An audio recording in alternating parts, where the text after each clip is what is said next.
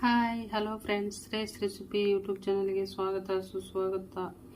ನಾ ಮಾಡೋ ರೆಸಿಪಿ ಕೊಬ್ಬರಿ ಉಂಡೆ. ಕೊಬ್ಬರಿ ಒಂದು ಅರ್ಧ ಕೆ ಜಿ ಪೌನ ಕೆ ಜಿ ಆಗಷ್ಟು ತುರಿದಿಟ್ಕೊಂಡಿನಿ. ಇದಕ್ಕೆ ದ್ರಾಕ್ಷಿ ಒಂದು ಸ್ವಲ್ಪ ತೊಗೊಂಡಿನಿ, ಆಮ್ಯಾಗ ಬಾದಾಮ್ ಒಂದಿಷ್ಟು ತೊಗೊಂಡಿನಿ, ಆಮ್ಯಾಗ ಗೋಡಂಬಿ ಒಂದಿಷ್ಟು ತೊಗೊಂಡಿನಿ, ಆಮ್ಯಾಗ ಅಂಟ ಹಾಕಿದ್ರೆ ಚೆನ್ನಾಗಿರ್ತೈತಿ. ಇದನ್ನು ಮಾಡಿ ನೋಡ್ತೀನಿ ಫ್ರೆಂಡ್ಸ.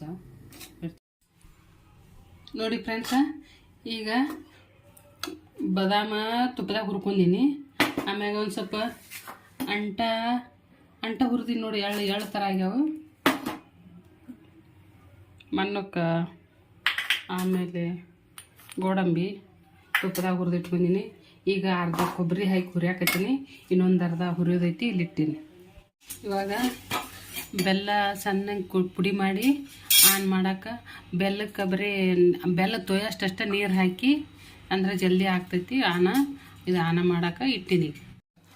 ಆನ್ ಮಾಡಿ ಅವೆಲ್ಲ ಕರೆದಿಟ್ಕೊಂಡಿದ್ದು ಮಿಕ್ಸ್ ಮಾಡೀನಿ. ಕೊಬ್ಬರಿ ಉಂಡೆ ಈಗ ರೆಡಿ ಆಗ್ತೈತಿ, ಮಾಡಿ ತೋರಿಸ್ತೀನಿ. ಹಲೋ ಫ್ರೆಂಡ್ಸ, ನೋಡಿ ಈಗ ಕೊಬ್ಬರಿ ಉಂಡೆ ರೆಡಿಯಾಗಿದೆ. ಕೊಬ್ಬರಿ ಉಂಡೆ ಅಂಟಿನ ಉಂಡೆ ರೆಡಿಯಾಗಿದೆ.